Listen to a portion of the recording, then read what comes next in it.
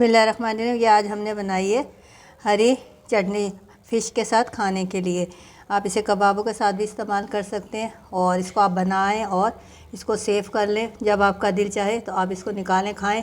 मटर पुलाव के साथ भी आप बेहतरीन लुक देती है और टेस्ट बहुत अच्छा आता है इसका। तो चलें हम शुरू करते हैं हरी चटनी बनाना।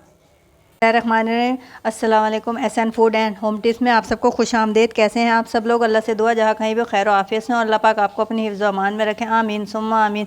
बिस्मिल्लाहिर्रहमानिर्रहीम। ये आज हम बना रहे हैं हरी चटनी मछली के साथ खाने के लिए। जो आप अक्सर खाने जाते हैं तो वहाँ ये चटनी होती है, तो हम ये बना रहे हैं। आप घर में बनाएं, बना के सेव कर लें और फ़िश के साथ मज़े लेके खाएं। तो इसके लिए मैंने एक बंच हरा धनिया लिया और एक बंच ही मैंने पुदीना लिया है। मैंने हरी मिर्चें ली हैं 2 तरह की, कुछ कम तेज़ हैं, कुछ छोटी वाली मिर्च ज़्यादा तेज़ है। लाल मिर्चें ली हैं 8 अदद। लहसुन के जवे लिए हैं। थोड़ी सी मैंने अजवाइन ली है, हाजमे को बेहतर करती है। मैंने हाफ़ टी स्पून नमक लिया है और मैंने 1 टीस्पून ज़ीरा लिया। ये सब हम और इमली का रस लिया है मैंने। ये सब चीज़ें मैं ब्लेंडर के जग में डाल दूँगी इस तरीके से।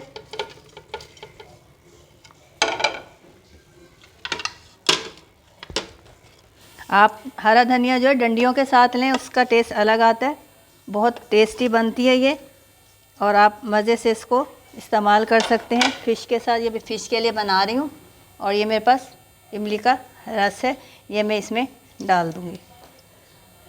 तकरीबन मैंने हाफ़ प्याली इमली का रस डाल दिया। अब मैं इसको ब्लेंड कर लूँगी।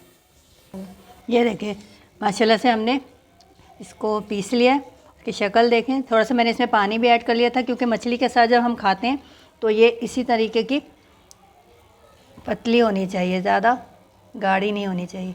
ये देखें माशाल्लाह से हमारी हरी चटनी फ़िश के साथ खाने के लिए तैयार है। अगर आपको मेरी ये रेसिपी पसंद आई हो तो मेरे चैनल को लाइक कीजिए, शेयर कीजिए और ज़्यादा से ज़्यादा सब्सक्राइब कीजिए। शुक्रिया। अल्लाह हाफिज़।